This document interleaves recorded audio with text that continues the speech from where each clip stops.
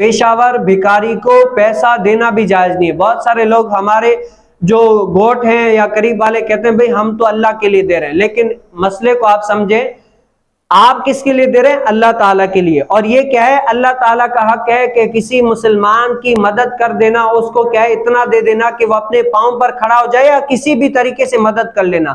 اگر آپ پیشاور بھکاری کی مدد کر دیتے ہیں نا، تو اس سے وہ لوگ محروم ہو جائیں گے جو صحیح اس کے حقدار ہیں۔ اب ہمیں تو نہیں پتا نا کہ یہ حقدار ہے یا نہیں ہے، لیکن اکثر طور پر پیشاور بھکاری زیادہ ہوتے ہیں۔ اگر آپ نے ان کو دے دیا تو کیا ہے، یہ ان لوگوں کا آپ نے حق مار لیا جو اس کے حقدار تھے، اور اس بھکاری نے بھی ان کا حق مارا کہ یہ حقدار نہیں ہے، لیکن کیا ہے ان کا لباس پہن کر آ کر مانگ رہے، اب جو حقدار تھے وہ نہیں مانگ رہے، جو حقدار نہیں ہے وہ مانگ رہے، تو اب ان کو دینا بھی کیا ہے، جائز نہیں ہے۔ ہمارے علماء فرماتے ہیں کہ ان لوگوں کو دینا بھی جائز نہیں ہے۔ جو بندہ دے گا ان کو ثواب نہیں بلکہ کیا ہے اور گناہ ملے گا۔